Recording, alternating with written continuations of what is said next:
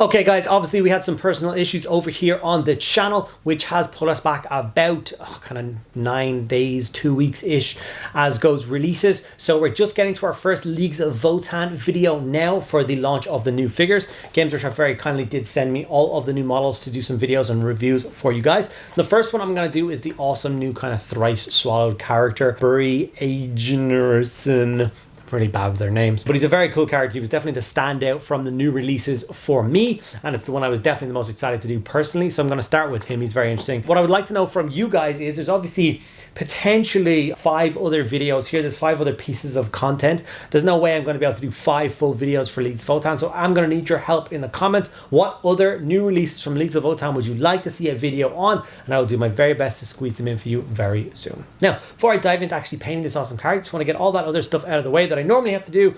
I hate cutting videos in the middle and having to talk this through, so I prefer just getting it all the way to the start, which is, if you're enjoying the videos, please make sure you give it a like. If you're interested in asking any questions or commenting on which thing you'd like to see, make sure you do put in the comments below, and make sure you subscribe. Those 2 things cost you nothing. They make a huge difference as to how many people see these videos and how quickly the channel grows. Also, think about supporting us over on Patreon or becoming a channel member here on YouTube. Those will help us to go to bigger and better heights, delivering better content for you guys in the future. Also, if you're a big fan of purchasing some toys for yourself, which I know we all are, I've got some links down below to some very awesome retailers who will obviously save you kind of 15-20% on your purchases, and it'll be a nice little kickback for me. So Underworld Gaming in Ireland, if you're in the UK, it will be Element Games, and if you're outside of those 2 places but inside of Europe, we have My Hobby place as well. So please do check out those 3 places, link down below. Okay, without further ado, let's dive in and get this awesome character painted. Okay, so I'm not gonna lie, this character for me was quite a bit difficult to paint. I sat there kind of emotionally trying to decide whether I should paint him in my traditional red scheme. The Ymir conglomerate, I can never say their names properly. The Leagues of Votann names really do throw me for one.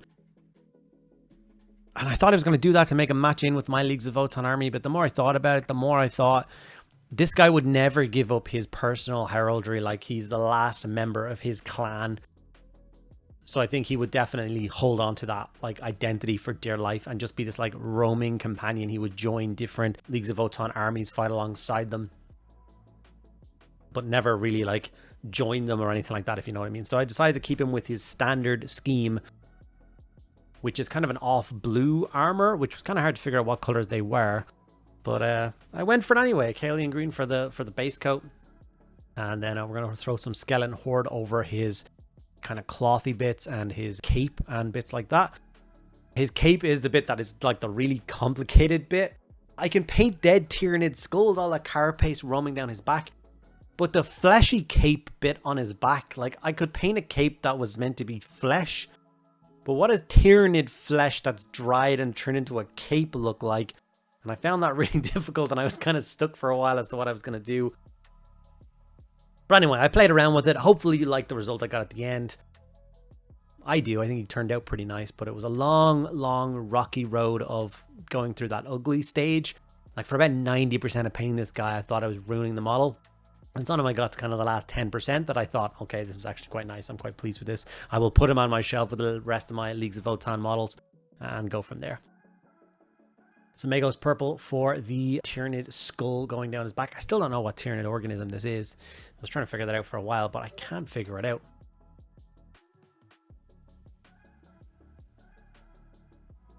Okay, next we move on to the Black Templar, and obviously there's a bunch of different details on this model that need to be done in Black Templar. So his boots, any cabling, anything like that is like extra like pouches for his pistol, and another one on his hip that we're gonna do in black as well while we're there. And any like straps and strings or anything like that, like all the bit that's holding the cadaver of the Tyranid across his back is gonna get done in black as well. Lead belcher for the metallic parts, so much of the kind of haft and spear tip of the awesome big kind of energy blade that he carries in his hand. I wonder how many Tyranids that thing has cut through. And then a couple of other details around the model as well that are going to go silver. He's got an entirely bionic arm. Even the arm in his left arm, which is like mostly still skin, he's like got a bionic thumb and 2 bionic fingers, and it goes down like the back of his hand a little bit. So you really need to take your time with this and try and kind of find all of those bits, including his obviously metallic face. A bit of Retributor armor gold for the nicer details. So his big awesome belt buckle, it's where he won it in a rodeo or a WWE match maybe, I don't know, gets painted across. And then obviously some details on his spear And once again, his equipment is quite extravagant. It's quite, you know, like incredible. I wonder if it's like the last remnants of all the good gear from his throng. He just took whatever he wanted and kitted himself out to the nines. I don't know. Even his bionic arm is quite special looking, with hints of gold and silver on it. Nuln oil was used to shade down the entire piece. Now I wanted to darken it way down and tie all those kind of base coats together, and then from there we're going to start layering up piece by piece, and trying to get it to like the right tones that I want to match the box art of this model as close as I can. And I did think the black was a good choice, and I think it did really help tie all those tones together. It makes him look a little bit more like sinister. Like, I don't think Leagues of Votann are particularly going to have good senses of humor, but I imagine this guy is pretty gruff. He's pretty kind of fed up with everything. I guess he's about as close as you can get to what, I don't know, a Slayer would be in the traditional dwarf force for the Leagues of Votann. His goal is probably to just go down swinging, taking as many Tyranids as humanly possible with him. At least that's how I see him as a character. Maybe I'm wrong, I don't know. But with it all dry, we obviously got some texture paste on the base, and we put some more Black Templar across the base as well. We go for like a moon rock style base for my Leagues of Votann. So that means we make it quite dark, and then we just throw some dry brushes of grey over the top of it, and it actually works out really well. Okay, as you can see, we're starting the layering process on his power armor.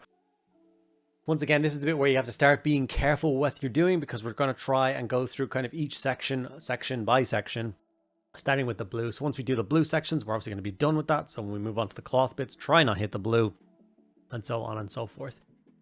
I'd love to know people's thoughts on whether or not when they do this model, are they just going to match it with their Leagues of Votann army? Or are they going to do what I'm doing and do the traditional box art and just have them match in with the army via the base and stuff like that? Or do you think he would take your scheme and to join another Leagues of Votann force? I don't know. So take green for the final highlight of the armor. Now it's going to look a little bit flat blue here at the end. That's okay. We're going to add some scratches and some edge highlighting with silver near the end, just to make it kind of sit a little bit better and add a little bit more definition to it. So don't worry about that if it looks a little bit too flat right now. I'm well aware of that. I thought about going for an edge highlight of blue, but I think a little bit more battle damaged is where this model would be. So I'm going to go with that. From here, we're going to go for Morghast bone, and we're going to start working up all those other details. Obviously, you've got the skull of the Tyranid that is kind of underneath the carapace. And we're also going to do the cape. I know it's kind of a weird color to go for the cape, but I'm trying to add, like, once again, I'm still playing around with the idea of what tanned Tyranid flesh might look like. Most Tyranid flesh is like white or off grays and stuff. It's not like warm skin tone, so it's not going to look like a skin cloak. But it is supposed to look a little bit like lively, so I'm going to hit it with Morghast bone to bring more pallid tones into it, and then I will hit it with a warm, kind of like a Berserker Bloodshade color across it, just to bring a little bit of that kind of warmth into it, and then we'll do a last highlight, try and make it blend a little bit more. But we'll also have things like Morghast bone. I might as well highlight the other areas, so his trousers, like I said, the skull, the Tyranid, and any other bits and pieces that might suit for this color.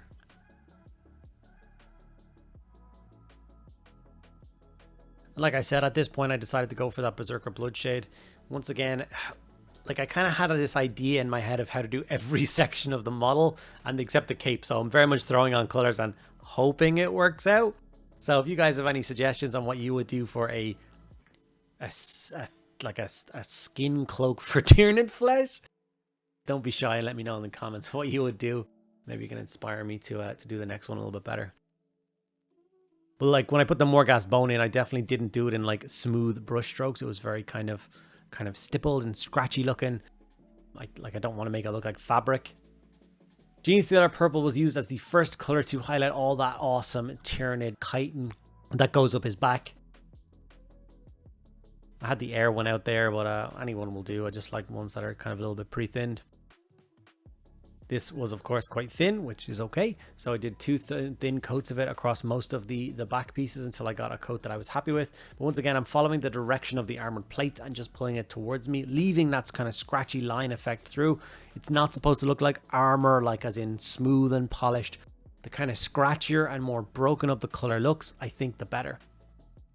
I didn't want to jump up too harshly, so I went for Genestealer purple and Ushabti bone mixed together until I got this really nice pallid purpley pink color, and I used this as the final highlight on the carapace sections. And once again, went with those scratchy lines and just along the edges of the carapace plates. And I think this worked a treat, gave a nice kind of bright pop of color. But of course, with this, you can pretty much paint this as any Tyranid hive fleet you want, and it would look awesome. Once again, I briefly thought about just painting it to match my hive fleet.